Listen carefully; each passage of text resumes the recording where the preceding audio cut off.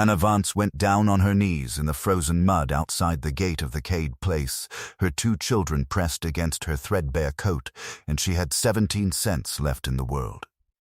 No food, no shelter, and a Montana winter 3 days out from killing all 3 of them. The man standing on the porch of that house had not spoken more than 10 words to a woman in 6 years. Every desperate widow in Elk Hollow County had tried him. Every hopeful bride, every matchmaking mother, every pretty girl with a pie and a plan. Every single one had failed, and gone home and told the town he was a stone with a beard. But Hannah Vance did not come with sweet words. She did not come with tears. She came with a proposition that would knock the breath clean out of him, and a question no one in 10 years had been brave enough to ask him to his face. Settle in. This one will break your heart before it puts it back together. Let me take you back to the beginning.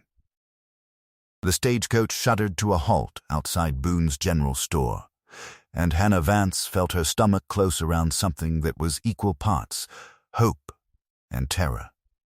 This was the end of the line, the very last stop her money could buy, and her money was 17 cents. Mama, Eli's voice was steady, but she heard what lay under it. Is this the place? This is it. She did not move yet. She could not. Through the grimy window, she could see the town of Elk Hollow spread out like a promise somebody had broken. 24 buildings hunched against a sky too big to comprehend, a saloon already leaking piano music into the cold, a church with a crooked steeple. And beyond all of it, mountains, white and enormous, that looked like they could swallow a person and never notice they'd done it. It's small, May whispered, pressing close to her side. Smaller than the other towns. Small can be good, sweetheart. Small means people notice when you need help. She knew that wasn't always true.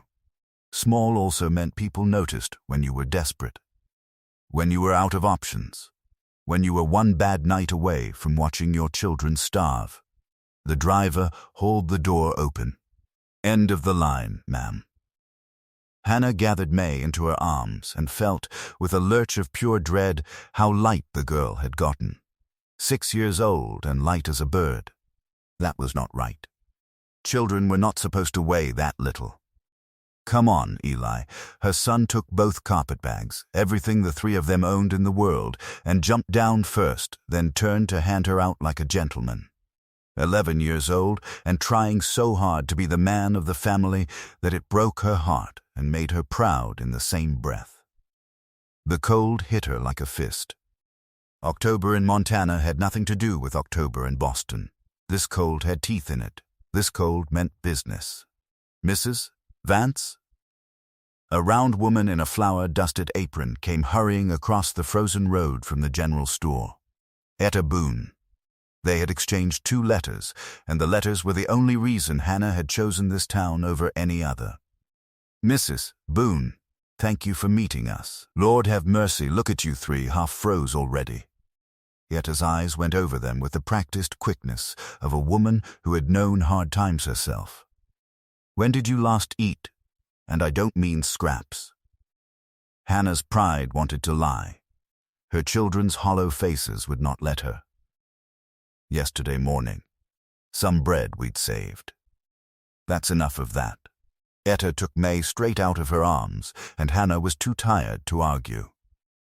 Hal, come get these bags. We've got hungry children out here. Inside, the warmth of the store hit Hannah so hard she had to catch the counter to keep her feet. When had she last been truly warm? St. Louis, maybe, before the money ran out for decent lodging. There was stew, and it was only beef and potatoes and carrots. But Hannah had to work not to weep at the first mouthful. May ate like she had forgotten food was a thing that existed. Eli tried to pace himself, the way she taught him, and his hands shook the whole time. Etta watched all 3 of them and missed nothing. How long since your husband passed? 2 years. Hannah kept her voice level. She'd had practice. Consumption, he was a clerk in Boston. He left me 2 children and more debt than I knew a man could carry. And you've been on the move since. Working west. Seamstress in Philadelphia, laundress in Pittsburgh, cook in St. Louis. Hannah set down her spoon. I have done every honest thing a woman can do, Mrs. Boone, every one. And it hasn't been enough. So you came here. I came here because it's as far as my money went. And because you wrote there might be work. Etta traded a look with her husband that Hannah could not read. There's work, Etta said slowly. But the work I meant isn't simple. I'm not afraid of hard work. It isn't the work I'd worry over. Etta leaned in and dropped her voice. You asked about a housekeeping position. There is one. But the man who needs it doesn't believe he does. That's the trouble. Who is he? Josiah Cade. Etta said the name the way you'd set down something heavy. He's got the high valley north of here. Good water, good grays and triplines up in the timber besides. 600 acres, and he's run the whole of it alone for 10 years. Alone, mind, no wife. No family, no hired hand past what he takes on for the full gather. He does every last thing himself. Cooks, cleans, mends, doctors his own stock. Doctors his own self. Then why would he need a housekeeper? Because last winter nearly finished him, and he's too stubborn to say so. Blizzard caught him out on the fence line. Took him 3 days to crawl home, and he lost the use of both hands for 2 months with the frostbite. He nearly died in his own front room, with no soul on earth to know it. Etta shook her head.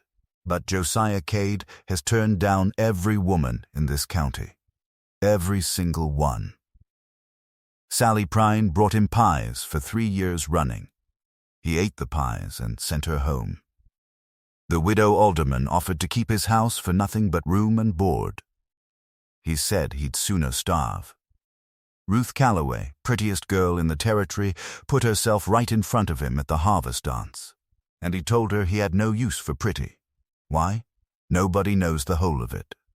There was a woman years back, Isabel, she was to marry him. He built her a house with his own hands, board by board, and then she ran off with a man headed for San Francisco and left the house half finished, and Josiah Cade frozen solid clean through. Etta folded her arms. So he's not bitter. Bitter's a small word. He's built walls. Mrs. Vance, and nothing gets past them. Not kindness, not charm, not desperation. Hannah looked at her children. May was scraping the last of the stew from her bowl with a finger. Eli was eyeing the bread basket and not daring to ask. What does he look like? Hannah said. Etta blinked. Why on earth does that matter? Because if I'm going to put a business proposition to a man who's got no use for women, I'd like to know who I'm dealing with. Etta's eyebrows climbed. A business proposition. I'm not hunting a husband, Mrs. Boone. I buried a good one. I'm hunting survival for my children. Hannah's voice went hard as a nailhead.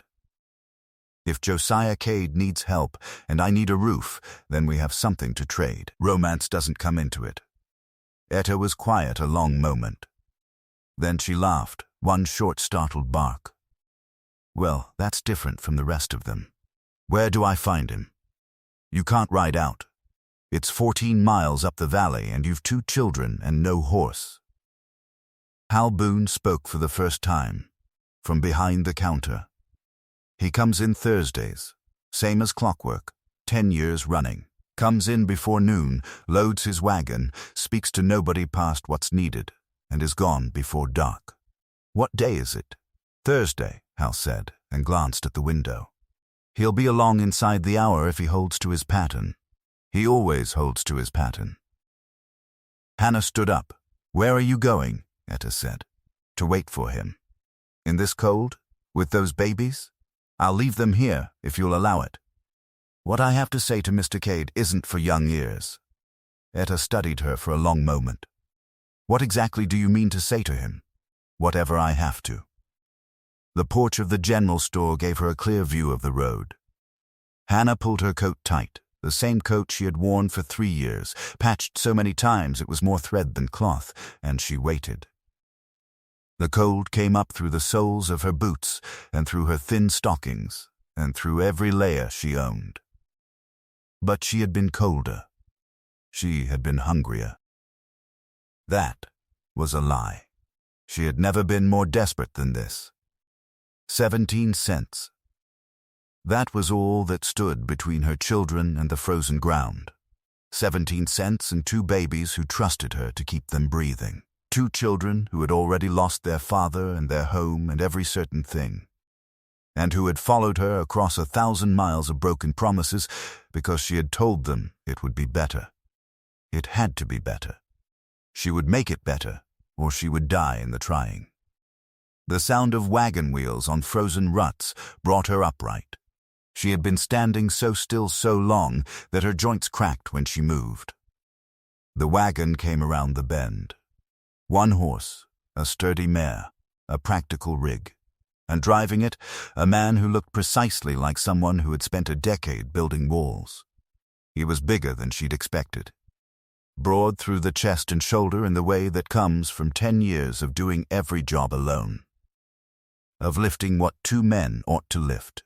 His hair was long and dark and hung past his collar, and a thick dark beard covered a jaw that looked like it had been cut out of the mountain behind him.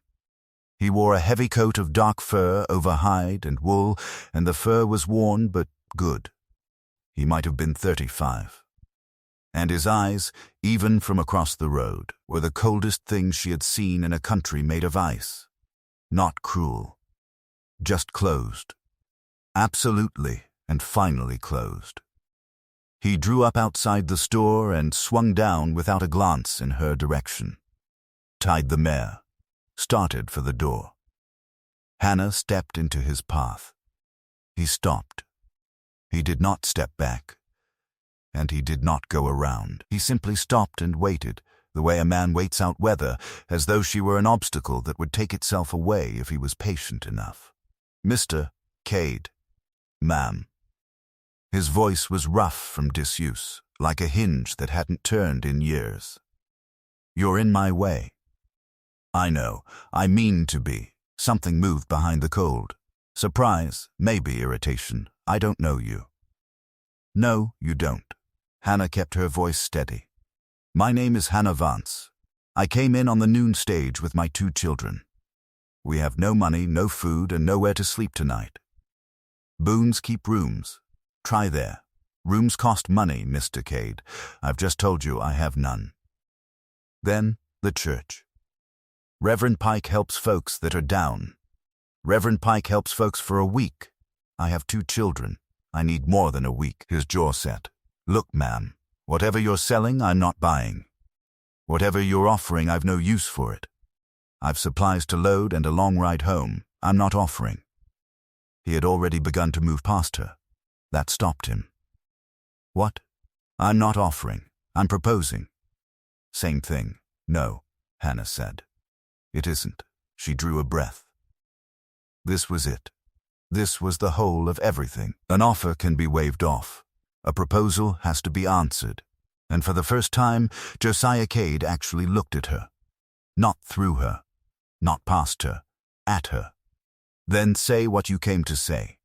You need help on that place. Winter's coming, and the last one nearly killed you."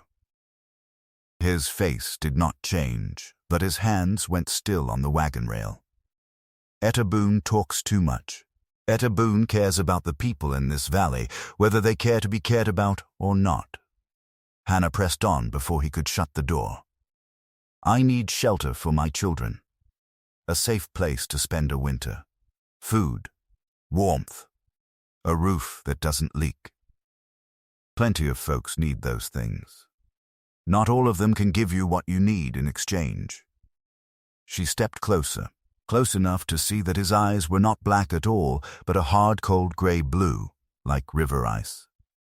"I can cook, clean, mend, put up food for winter, doctor a sick animal and a sick child, run a household through conditions that would break most people, because I have done exactly that for 2 years, with nothing but my own 2 hands.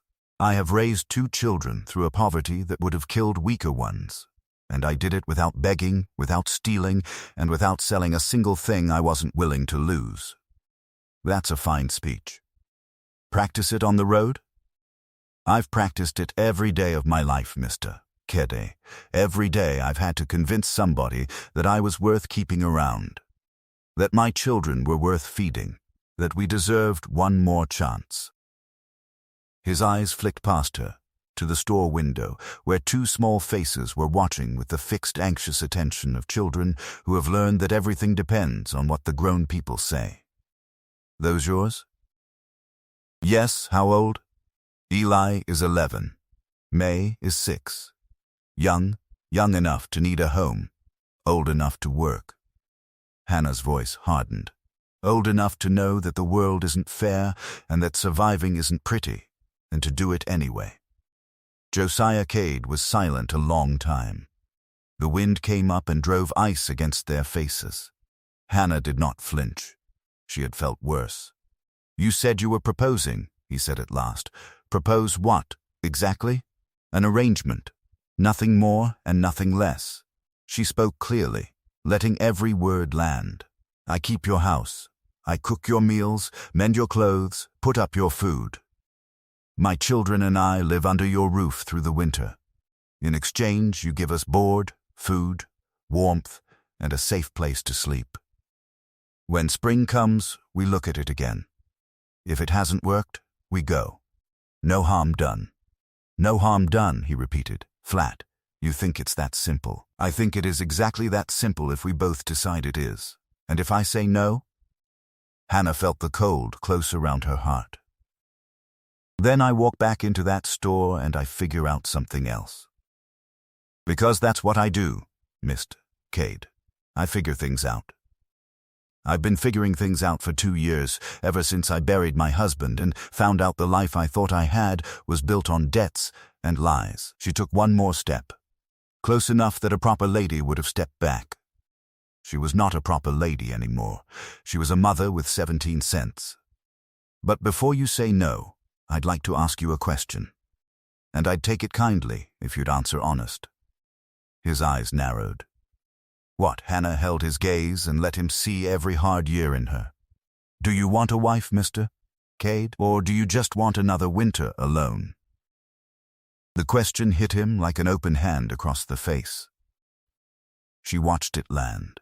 She watched his whole body go rigid, watched his breath catch, watched those cold, closed eyes come suddenly and terribly alive with something that might have been fury and might have been fear, and was probably both. That's none of your business. No. But it's the question you've been ducking for 10 years, and everybody in this county knows it but you. Hannah softened her voice, but she did not give an inch. Every woman here has tried to give you what she guessed you wanted. Charm, beauty, pie, whatever she imagined would thaw you. And you sent every one of them home, because not one of them ever asked what you actually need. Around them the town went about its business. Men crossing to the saloon, a boy chasing a dog through the frozen ruts. Nobody watching the 2 people standing dead still in the middle of the road, deciding a life. You don't know me, Josiah said at last, and his voice had gone rougher. You don't know what I need. You're right, I don't know you. Hannah nodded once. But I know loneliness. I know what it looks like when it's been cut into a person so deep they've forgotten there was ever anything else. She paused. And I know the difference between a man who chooses to be alone and a man who's just afraid of the other thing. I'm not afraid. Then say no. She stepped back and gave him the room. Say no and walk around me. Load your wagon and go home to that empty house and spend another winter talking to your own self, because there's nobody else in it. That's your right. It always was. He did not move. But if any part of you is tired of it, she said, quieter, if any part of you still remembers what it was like to have voices in a house, and folks who counted on you, and a reason to come in at night that wasn't just chores and silence, then I think you and I should talk. The wind screamed around the corner of the store. Snow began to fall, not hard yet, but steady. The first true snow of the year. You're either the bravest woman I ever met, Josiah Cade said slowly, or the craziest. Probably both. Desperation will do that. This isn't desperation. He hunted for the word. This is calculation. You planned it. You asked about me. You practiced this. Yes, the plain honesty seemed to knock him sideways. You're not even going to pretend it came to you natural. Why would I? I have 2 children to feed and 17 cents to my name. Spontaneous is a luxury, Mr. Cade, and I can't afford one. She lifted her chin. I'm not ashamed of being prepared. I'm not ashamed of doing whatever it takes to keep my babies breathing. If that makes me calculating, then I'm calculating. But I will not apologize for fighting to live. I didn't ask you to apologize. No, you're hunting for a reason to say no. Something wrong with me that had let you walk away clean. She shook her head. You won't find one. I'm not hiding a thing. I'm exactly what I look like, a widow with 2 children and no options left. The question isn't whether I'm worth the help. The question is whether you're still able to give it.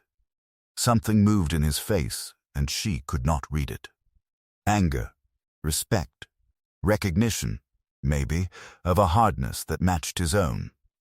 1 hour, he said abruptly. What? There's an old claim a mile north. Cottonwoods on the creek. Boone will tell you the way. He picked up his gloves. 1 hour, and we'll talk without half this town listening at the window. Hannah looked around and noticed for the first time the faces in the glass, the men who had stopped on the boardwalk, the whole street watching. Will you be there? I said I would. People say a lot of things. His jaw tightened. I don't. If I say I'll be somewhere, I'm there. 1 hour. Don't be late. He went past her into the store, and the door shut between them, and Hannah Vance stood in the falling snow with her heart going like a hammer, and understood that she had won nothing at all yet. An hour of talk was not a roof. It was not food. It was not warmth against a Montana winter. It was a chance. And she had built her whole life on chances. Hal Boone lent her the wagon. She drove north with hands that had never handled reins until this year, and the cottonwoods came up out of the falling snow like the ghosts of trees, and standing beside a leaning fence post with his mare tied behind him was Josiah Cade. He had gotten there first. She was not sure what that meant, but she filed it away. Your husband, he said, with no greeting at all. How'd he die? Consumption. Slow and then all at once. Sick a year before we understood how bad. 6 months more before he couldn't work. 3 months of watching him go until there was nothing left to go. And he left you nothing. He left me 2 children and a mountain of debt he'd hidden out of shame. Hannah met his eyes. I've never once blamed him for it. He was a good man who got sick in a world that punishes sick men. But I'll tell you what dying taught me, Mr. Cade. It taught me that being good doesn't save anybody. Only being useful does. Josiah looked at her for a long moment. I've got rules, he said. Then say them. You keep the house and put up the food. You don't touch my workshop and you don't go into the North Timber alone, ever. For any reason, because there's a bad drop and it'll kill you, and I'll not have that on me. He counted them off flat and hard. The boy works. I'll not feed an idle body. The girl stays out from under the horses. And whatever you're thinking this might turn into, it doesn't. It's a bargain. It ends in spring, or when either of us calls it. There's no more to it than that. Agreed, he frowned, as though she'd cheated him out of an argument. Just like that. Mr. Cade, Hannah said, I have 17 cents. You could have added 10 more rules, and I'd have agreed to every one of them, and I'd have meant it, because I keep my word. But I'll give you a rule of my own." His eyebrows went up. "Will you? You'll not speak unkindly to my children. Not once. Not ever. You may work them, and you may correct them, and if they're lazy or foolish, you may say so. But you will not be cruel to them, and you will not make them feel they're being suffered. Not in front of me. Not behind my back." Her voice did not rise, and it did not shake. "That's the one thing I have left to bargain with, and I'll walk back to that town in the snow before I trade it." Josiah Cade looked at her for a long, long time. "That's a fair rule," he said. "It's agreed." He put out his hand, and she took it, and his grip was rough and enormous and careful, like a man holding something he was afraid of breaking. The valley opened before them 2 hours later, and Hannah forgot for a moment to breathe. 600 acres cupped between white peaks, a creek running black and quick through the middle of it, cattle scattered like brown stones on the snow, and timber climbing the ridges above. And at the heart of it, a house. Not a cabin. A house. 2 stories, well made, with a deep porch and good windows and a stone chimney. It was the best-built house she had seen since Boston, and it stood in the middle of that enormous emptiness with its windows dark. "You built this," she said. "I did. It's beautiful." Josiah Cade said nothing at all. Inside it was warm and it was clean, and it was the loneliest place Hannah had ever set foot in. There was 1 chair by the fire, 1 cup on the shelf, 1 plate. Everything in it was for 1 man, and everything in it worked, and there was not a single object in the whole of it that existed for any reason but use. No curtains at the windows, no picture on a wall, no cloth on the table. It was a house that had been finished and then abandoned by everyone who was meant to live in it, including the man who slept there. "Rooms are up the stairs," he said. "Take what you want. I'm at the end." May, who had said nothing for 2 hours, tipped her head all the way back and looked at the height of the ceiling. "It's a big house for 1 person," she said. Josiah Cade stopped dead in the middle of his own floor. "Yes," he said after a while. "It is." The first days were an education in a man who had forgotten how to live with anybody. He ate standing up. Hannah caught him at it twice, leaning at the counter with a plate in his hand and his back to the room, the way a man eats when there has been no reason in 10 years to sit down. The third time she simply pulled out the chair across from her own and looked at him and waited. And he stood there a long moment, and then he sat, and he ate the whole meal without saying 1 word, and he looked the entire time like a man who was doing something faintly dangerous. He apologized for the noise of his own boots. He asked her, stiffly, whether the children would prefer that he took his supper later. He knocked on the doorframe of his own kitchen before coming into it, every single time, for a fortnight, until Hannah finally said, "Miss Cade, it is your house," and he said, "It isn't only mine now," and went out to the barn, and Hannah stood there with a wooden spoon in her hand and had to sit down. And he watched May the way a man watches something he cannot account for. The girl had appointed herself to the chickens inside of 3 days, and she took the office with a gravity that would have suited a judge. On the 9th morning she came into the kitchen at a dead run. "Josiah, Henrietta's sick." He looked up from his coffee. "Hens puff up in the cold. It's natural. Not like this." May's small face was set. "This is different puffing. I know the difference. She needs medicine." Josiah Cade stared at the 6-year-old who was lecturing him on poultry in his own kitchen and appeared, for the first time since Hannah had met him, to be entirely at a loss. "I'll look at her after breakfast." "But what if she gets sicker while we're eating?" "May," said Hannah. "Let the man finish his coffee." She subsided, but her eyes went to the window every 4 seconds, watching for signs of distress in the flock, and Josiah finished his coffee under a scrutiny that would have unnerved a sheriff. He came back in 20 minutes later, carrying a bundle of white feathers, with May behind him like a small, determined shadow. "It's not Henrietta," he said. "It's Adelaide. And she's not sick. She's broody. Wants to sit eggs. We'll have to separate her out." May's whole face went incandescent. "She's going to have babies. If the eggs took. No promises. Can I take care of her? Please, please." Josiah looked at Hannah with something very near to panic, hoping plainly for rescue. Hannah, drying a plate, offered none whatsoever. "I suppose," he said. "But you do exactly as I tell you. Broody hens are mean." May was gone at a run to tell her brother, and Josiah turned to Hannah with an expression of honest bewilderment. "How does she do that?" "Do what?" "Make me agree to things I never had any intention of agreeing to." "It's a gift," Hannah said. "Some women are born with it." "Were you?" "No," she said. "I had to learn mine the hard way." He held her eyes a beat longer than he meant to. Then he took up his hat and said he had fences to see to, and that Eli was coming with him, and he went out, and the door shut, and Hannah stood in the kitchen, and found she was smiling for no reason at all.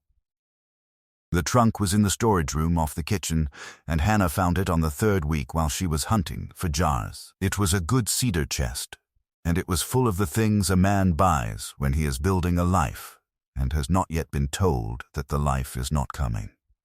Curtains, 6 pairs, blue cotton with a small white figure, still in the paper the store had wrapped them in. 2 woolen blankets. A set of 6 plates that had never been unpacked. A tablecloth. And at the bottom, wrapped in sacking, a board. She turned it over in the grey light of the window and her breath went out of her. It was a door sign. Planed smooth and finished fine, the kind of thing a man hangs at the head of a lane so that folks know whose place they've come to. It had been carved with real care, by hands that were not used to delicate work, and had gone slow to get it right. She could see where a chisel had slipped once, and been patiently smoothed away. It said, J. Cade, A-N-D-I. Cade, E-S-T, 1868, Isabel's initial. Carved before the wedding that never happened, on a sign that had never been hung, and put in the bottom of a trunk, under a set of curtains a woman had picked out for a house she never lived in. Hannah Vance sat back on her heels on the cold floor and looked at that board for a long time, and she thought, he could not hang it, and he could not burn it. So he buried it. And then he built the walls right over the top of it, and he has been living above his own grave for 10 years. She put the board back exactly where she found it, and covered it, and closed the lid. But she took the curtains. She hung them in the kitchen that afternoon, and the whole room changed.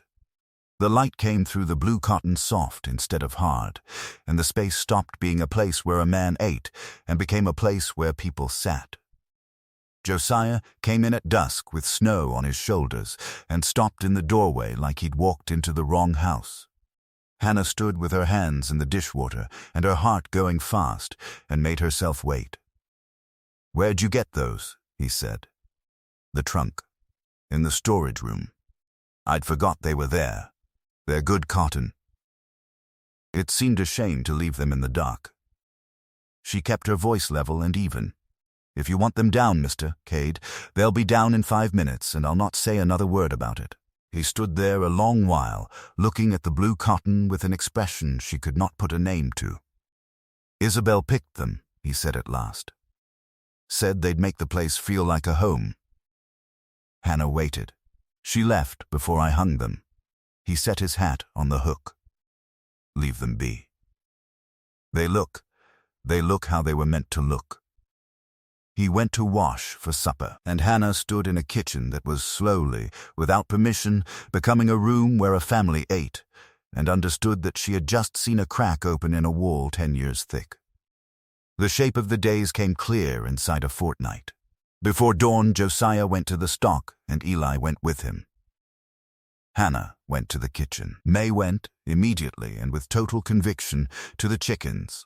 which she named within a week and defended thereafter with the ferocity of a lawyer. There was Henrietta and Beatrice and Adelaide, and a bad-tempered white, one May, called the Empress, and it was made clear to the entire household that the chickens were now under new management. Breakfast together. Work, supper at dusk, evenings by the fire, quiet, and after a time not uncomfortable. Josiah did not talk. But Hannah learned to read the silences, and there were kinds of them. There was the tight silence that meant something was wrong, a sick animal, a fence down, a worry he would not share. There was the easy silence of a man turning a problem over in his head, and there was the watchful one, where he sat and observed the three of them the way a man might study a weather front coming in over ground he thought he knew. He watched Eli with the horses, and something in his face changed. "He's got hands," Josiah said one evening, out of nowhere, watching the boy through the window as he led the bay mare in. "Good hands. Better than most grown men I've hired. He loves them. He always has, even in the city. City's got no horses worth the name. It has enough to catch a boy's eye. He'd spend whole afternoons at the livery 2 streets from our rooms. The man let him muck out in exchange for teaching him. Josiah was quiet a while. I could teach him proper, if he wanted it. He'd want it more than anything in this world. It's practical," Josiah said quickly. "He needs to know stock if he's to be any use around here, of course." Practical. He shot her a look that said he knew exactly what she was doing and had no earthly idea how to stop her. The bay mare went down with colic in the 3rd week, and it was Eli who found her, and Eli who did not leave her side for 6 hours. They walked that mare in circles through the freezing dark, when every instinct in her wanted to lie down and die, and Josiah mixed something bitter in his workshop and got it down her throat, and Eli talked to her the whole time in a low, steady voice that never once cracked. "That's it, girl. Keep on. Just a little further. Just a little more." Josiah watched the boy work and said, "Lo, so only Hannah heard it, that's not something a man can teach. He either has it or he don't. He has it." By full dark the mare was standing. By midnight she was picking at hay. Eli fell down in the straw beside her, filthy and shaking and glowing like a lit lamp. "We did it," he breathed. "You did it," Josiah said. "I just told you what needed doing. You're the one that did it." Hannah, standing in the barn door, watched her son's face at those words and had to turn away so that nobody would see what it did to her. Later, in the kitchen, with the children asleep and the coffee gone cold in front of them, Josiah Cade sat down across the table from her, which was a thing he almost never did. "He wants to be useful," he said. "Not for the food. He wants to matter. He's 11, and he's watched his mother go without so he could eat. Of course he wants to matter. His father, William, was steady. He was a quiet, decent, steady man, and when things went wrong, he was the one who held the rest of us together." Hannah wrapped both hands around the cold cup. "Eli's the same. I miss him every single day, Mr. Keddy, but missing him doesn't feed my children. So I do the work, and I miss him when there's time. Is there ever time? Not yet." She looked up. "Maybe someday." Josiah turned his cup around in his hands. And then, slowly, like a man pulling something up out of very deep water, he said, "The thing about Isabel wasn't that she left. It was that I never saw it coming. I thought we were building the same thing. I thought she wanted what I wanted."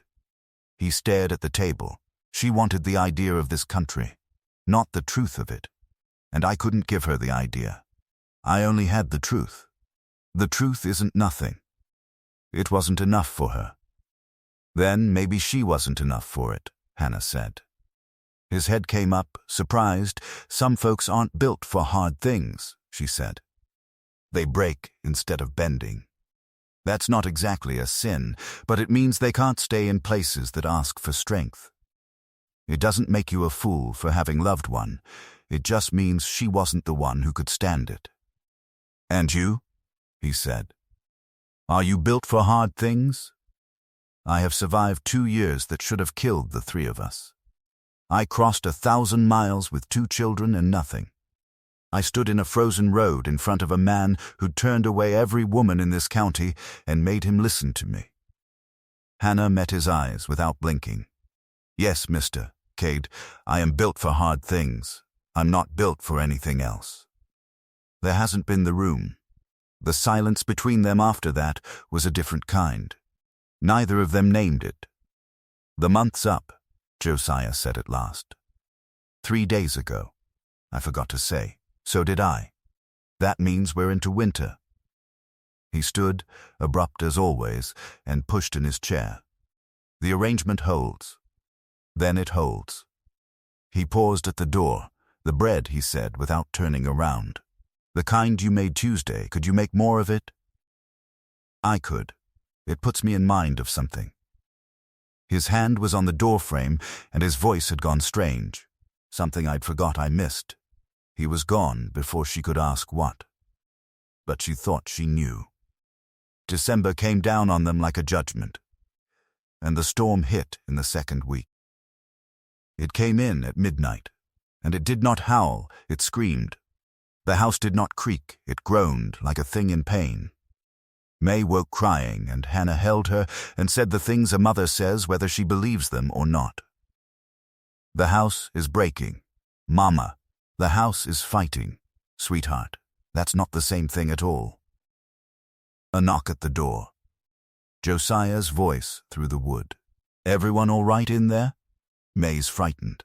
A pause. "Tell her the roof's held through worse. Tell her I built it myself and I overbuilt it, because I was a young fool with a lot of anger and nowhere to put it. Tell her it hold up twice the snow that's on it." Hannah told her.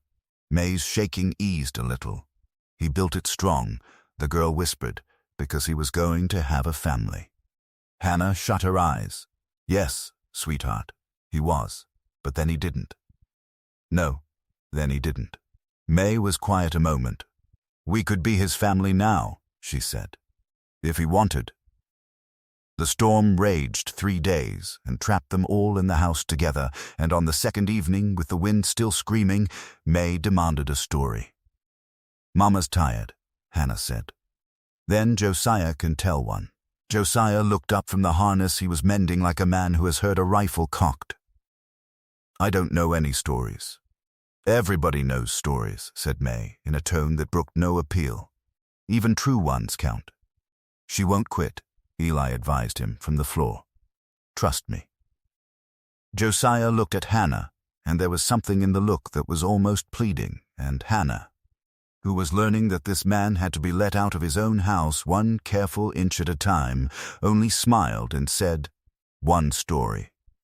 It needn't be long." He set the harness down. "There was a boy," he said slowly. "A long time back, he lived on a farm with his mother and father, and he thought life would always be that way. Safe, certain, May burrowed into her blanket, satisfied. Then a sickness came through, and it took both of them inside of a week. And all at once the boy wasn't safe, and nothing was certain, and there was nobody left in the world who was obliged to want him." Hannah watched his face while he spoke, and understood that this was not a story. This was a confession, and he did not know how to make one any other way. "What did he do?" May asked. "He lived. He went to an uncle who hadn't asked for him. He worked harder than any child ought to, and he learned the only lesson that place had to teach, which was that the only person you can count on is your own self." That's sad. It was. But it taught him something he thought was worth knowing. Josiah's eyes had gone far away. It taught him that people leave, that nothing lasts, and that if a man builds his walls high enough, then nothing can ever get in and hurt him again. "But walls are lonely," said May. The room went very quiet. "Yes," Josiah said, and his voice had gone to gravel. "They are. Then why not knock them down? Because knocking down a wall means letting folks in. And letting folks in means they can go out again. and hurt you again. May considered this with the terrible seriousness of a 6-year-old. But what if they don't leave? She said. What if they stay? Josiah Cade looked at her, then at Eli, then for a long moment at Hannah. I don't know, he said. I've never once found out. The storm broke on the 4th morning and left a world nobody recognized. The snow stood higher than Eli in the drifts. The barn was buried to the eaves on the north side. The fence line had simply ceased to exist. They dug for a week, all 4 of them, and it was the hardest labor Hannah had ever done in her life, and somewhere in the middle of it she noticed that the words had started to change. We should look at the south fence today. Our feed's holding better than I figured. This is how we do a thing here. We, our here, small words. He did not appear to know he was using them. Hannah heard every single one. And on a blue afternoon, at the end of that week, with the shovels finally leaning against the wall, Josiah Cade put Eli up on the bay mare and taught him to ride properly for the first time. Hannah stood at the kitchen window with her hands in the dishwater and watched them in the white paddock, the big man at the mare's head, the boy sitting up too straight, both of them serious as churchmen.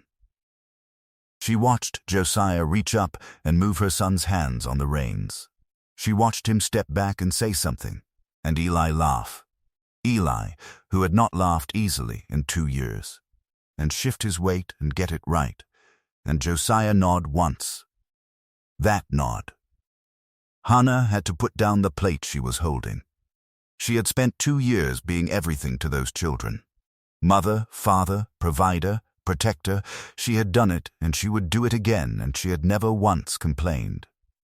But she had not known, until she watched a hard man in a fur coat nod at her son in a snowy paddock, how badly Eli had needed someone to teach him a thing he could not teach himself. How badly a boy needs to be looked at by a man and found sufficient. She cried into the dishwater where nobody could see, and then she dried her hands and put the bread in, and said nothing about it. They went into Elk Hollow for supplies before Christmas, all 4 of them in the wagon, and Hannah felt the whole town turn to look. She had known it would come. A widow and 2 children living out at the Cade place, and no ring on her hand, and the man himself not the marrying kind, she had known exactly what the county would make of that. And she had decided in advance that she did not much care what the county made of anything. But it was a different thing to walk into the store and hear the talk stop. Etta Boone came around the counter like a general. Mrs. Vance, very loud, very warm. Now, everybody, this here's the woman who's got Josiah Cade eating 3 meals a day and sleeping through the night for the first time since I've known him, and there's not one of you that managed it, so I'd think hard before saying another word. Sally Prine, who had brought that man pies for 3 years, went the color of a beet and found something very interesting on a high shelf. But it was Josiah who ended it. He came in with a sack of flour on his shoulder and stopped in the middle of the store and looked around at all of them. "Slow, Mrs. Vance keeps my house," he said. "She works harder than any hand I've hired, and she's twice as good at it. Her boy's the best young hand in this valley, and her girl's got my chickens laying like it's June. If anybody's got a thing to say about it, they can say it to me directly, out in the road, and I'll be happy to hear it." Nobody had a thing to say. On the ride home, Hannah said, quietly, "You didn't have to do that." "Yes," Josiah said, looking straight down the road, "I did." Christmas came, and Hannah had not expected him to mark it. She did the dinner anyway, because her children had lost enough and would not lose this too. Roast beef from the smokehouse, potatoes and carrots from the cellar, bread still warm, and a plain sweet cake made with sugar she had been hoarding in a tin since November like a miser. The children came down to find gifts. For Eli, a knife. Josiah had been making it in the workshop for 3 weeks, in the hours after everyone else was in bed, and the handle was carved with the boy's initials. For May, a new dress for her doll, sewn by Hannah from scraps. Eli turned the knife over and over and could not seem to make his voice work. "It's practical," Josiah said gruff. "Every man needs a good knife." "It's more than practical," Eli got out. "Thank you. I'll take care of it my whole life."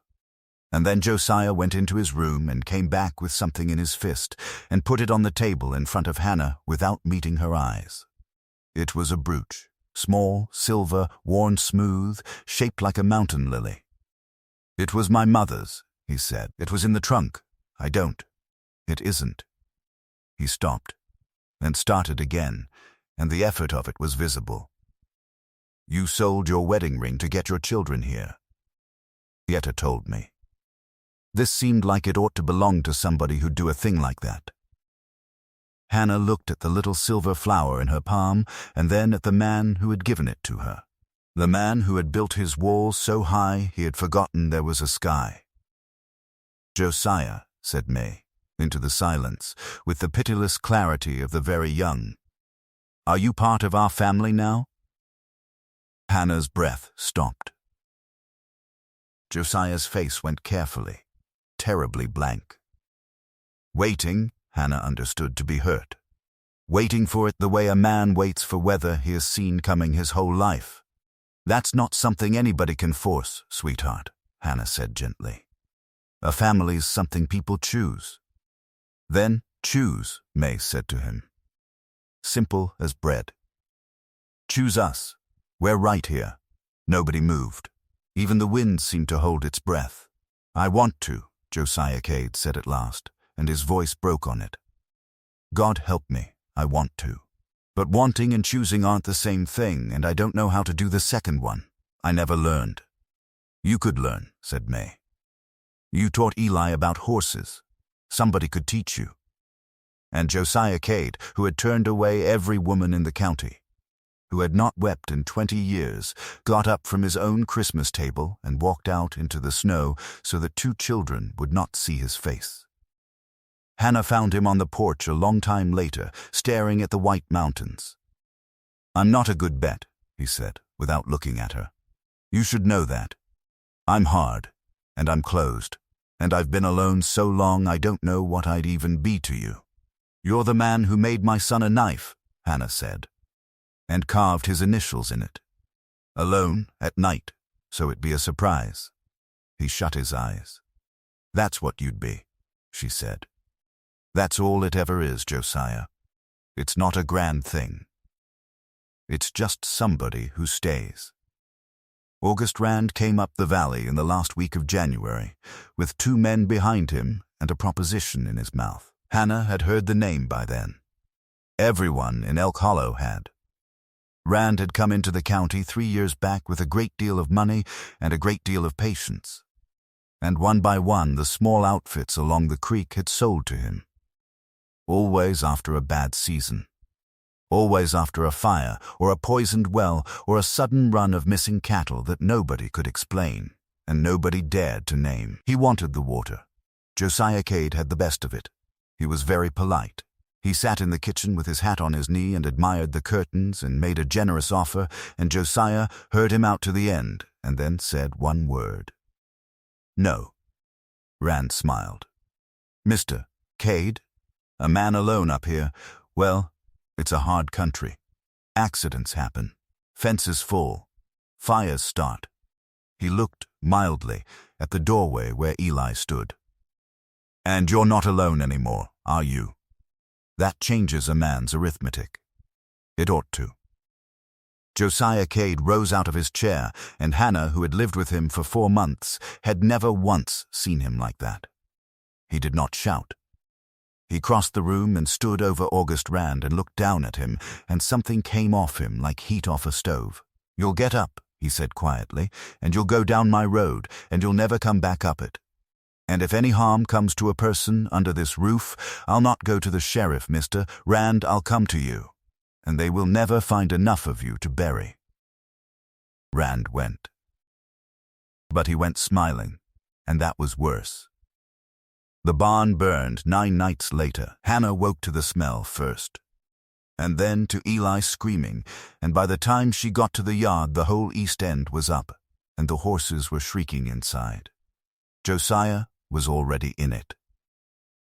She would remember for the rest of her life the sight of him coming out of that barn with a wet sack over his head and the bay mare hauling against him, her eyes rolled white, coming out and setting her loose and turning around and going back in. 3 times. He brought out every animal he had, and the last time he came out crawling, and his hands and one side of his face were burned raw, and the roof came in behind him with a sound like the end of the world. They got him inside. Hannah cut the burnt shirt off him and dressed what she could, and Eli held the lamp with both hands and did not let it shake, and May sat on the stairs and cried without making any noise at all, which was worse. And in the grey of the morning, with the barn a smoking ruin and half his winter feed gone with it, Josiah Cade sat at his own kitchen table with his hands wrapped in linen and said, "You should go." Hannah went still. "What?" "Take the children into town. Boone's will keep you. I'll pay your board till spring and your passage anywhere you want to go after." He would not look at her. "I brought this to your door. I sat there and told that man he'd changed my arithmetic, and he heard me say it, and he went out and did this to teach me the lesson. If it had been the house instead of the barn, Josiah. If it had been the house," he said, and his voice came apart, "then your babies would be dead, and it would be because of me, and I would not survive that. Do you hear? I have survived everything this country has done to me. I would not survive that." Hannah Vance sat down across from him and took both of his bandaged hands in hers gently and made him look at her. "Listen to me," she said. "I've spent 2 years running, 2 years hunting a safe place. And do you know what I've learned in 1,000 miles of it? There isn't one. Safety isn't a place, Josiah. It's a decision. That's a fine thing to say. It won't stop a fire. No, but I'll tell you what it does." She tightened her grip. "It stops a man from being taken to pieces one at a time by folks like August Rand. Because that's how he does it, isn't it? He doesn't need to fight anybody. He only needs them alone. He needs every man in this valley to stand in his own yard by himself and decide it's not worth it, and they do. And so he wins, every single time, without ever raising his voice." Josiah stared at her. "You've been alone for 10 years and it nearly killed you twice," Hannah said. "Once with the frost and once with a woman who left. So you'll forgive me if I've learned the lesson you've been refusing to learn since the day I met you." She leaned in. "You don't beat a man like that alone. Nobody does. You beat him with people." May had the nightmare 4 nights after the fire. Hannah heard her cry out and was halfway up out of her chair when she realized somebody had gotten there first. She came to the bottom of the stairs and stopped. Josiah Cade was on his knees on the landing in his shirt sleeves, with his bandaged hands held awkwardly out from his body, down at the girl's level, the way a man kneels to a frightened animal. "What was it?" he said. The bad man came. May's voice was thick and wet. "He took it all away. The house and the horses and the chickens and—" She hiccuped. "And you. He took you away and we were alone again." There was a silence. "Come here," Josiah said, and he gathered her up against his chest with those ruined hands and stood, and Hannah saw his face over the top of her daughter's head and had to press her hand against her mouth. "That's not going to happen," he said. "Do you know why? Why? Because this is our home. All of ours, and a man protects what's his." His voice went rough. "That's what a family does. Are we a family?" Josiah Cade looked down the stairs and found Hannah standing in the dark at the bottom of them, and he did not look away. "Yes," he said, "we are." The coalition met in the Boone storeroom 11 days later, and there were 9 of them at that first meeting, and every man in the room had a story. Pete Lawson's well, the alderman boy's cattle, A fire at the Prine place 2 winters back that everybody had agreed, publicly, was a lamp knocked over. Josiah Cade stood up in front of them with his burnt hands still wrapped, and he was not a speaker, and he did not try to be. "He's been doing it to us one at a time," he said. "Because we let him.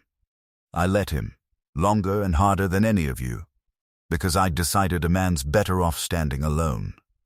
He looked around the room. "I was wrong. I was wrong for 10 years, and it took a widow with 17 cents to say it to my face, and I'll say it to yours. He can't burn 9 barns. He can't buy a whole valley if the valley won't sell.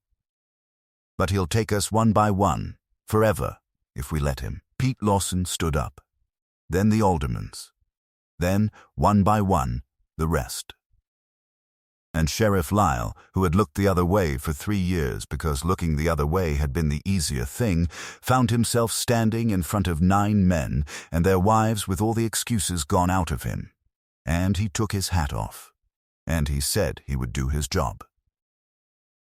It took him 6 weeks. He found the men Rand had paid. He found the ledger, because rich men keep ledgers. And when the railroad agents came through in March, looking for water rights and a partner in the valley, they found August Rand in a cell in Elk Hollow awaiting a territorial judge, and 9 ranchers standing together with clean hands and a fair offer. And they signed with the coalition inside a week. But that came later. What came first was a night in February, with the snow still deep and the barn still a black ruin, when Hannah came out onto the porch and found Josiah Cade standing in the cold looking up at the mountains. "I was dead before you came," he said. She waited, walking around, working, eating, doing all the things a living man does, and dead the whole while, and telling myself that was as much as anybody got. He turned to face her. In the lamplight, his burnt face was raw, and his eyes were not closed at all. They were wide open, and they were terrified. And then a woman I'd never met stood in a frozen road and asked me if I wanted a wife or another winter alone. And I have not had 1 hour of peace since, and I would not trade a minute of it. Josiah, Hannah, he said her name like a man setting down a weight he had carried up a mountain. I don't know how to court a woman. I don't know the words.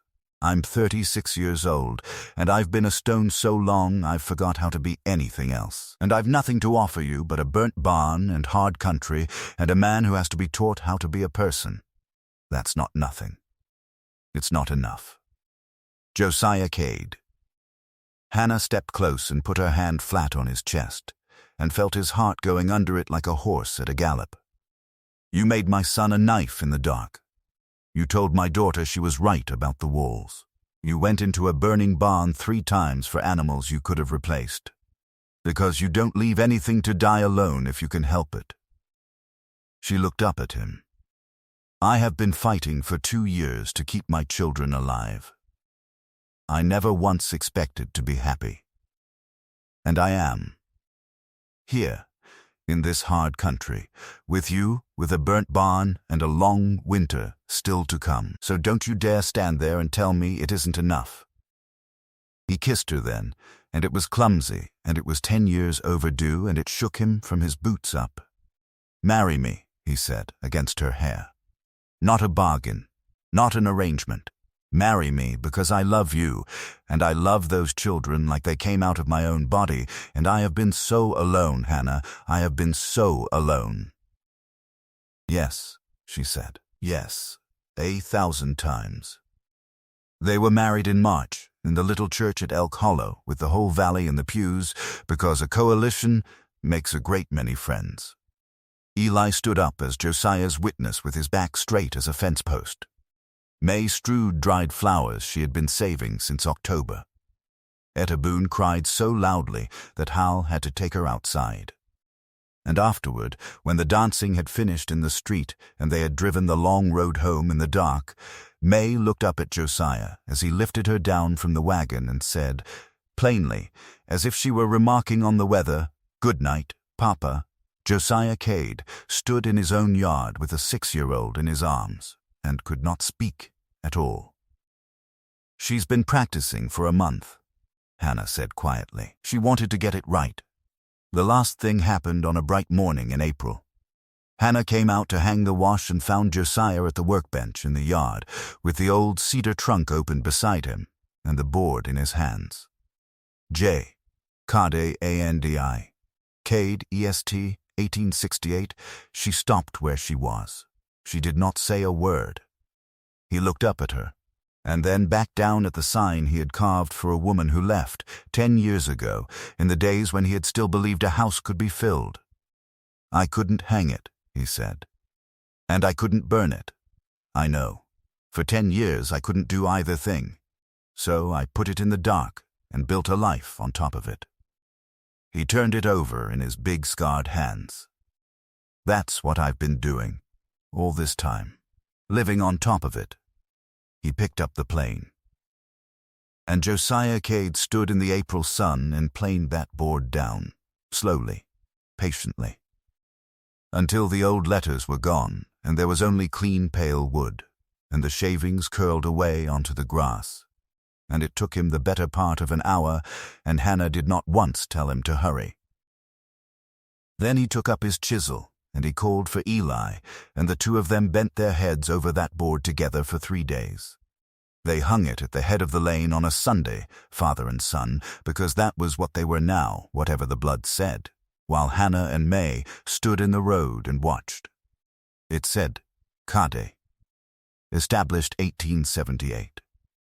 Josiah, Hannah, Eli, May, it's all of us. May breathed. We're on the sign. You're on the sign, Josiah said, because you're what the place is. It was just a house before. A man can build a house alone. He came down off the ladder and looked at the 4 names on the clean pale wood. He can't build the other thing. Hannah Cade stood in the mud of an April road in Montana with her hand in her husband's and her children in front of her, and thought about a woman who had knelt in the frozen dirt outside this very gate 5 months ago with 17 cents and 2 starving children and nothing at all in her but stubbornness and terror. She had come here to survive. She had not known there was anything else on offer. She had not known that a hard man could be thawed, or that a house could become a home, or that the words she had thrown at him in that frozen road out of pure desperation, "Do you want a wife?" or "another winter alone," would turn out to be the truest thing anyone had said in Elk Hollow County in 10 years. The valley greened. The creek ran high and clear with snowmelt. Eli grew 4 inches that summer and got his own horse and named her himself.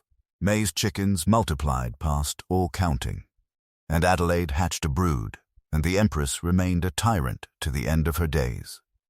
And every evening, when the sun went down gold behind the peaks, Josiah Cade came in from the work of the day and stopped at the head of the lane, and looked up at 4 names cut deep into clean pale wood, and let himself, at last, believe it.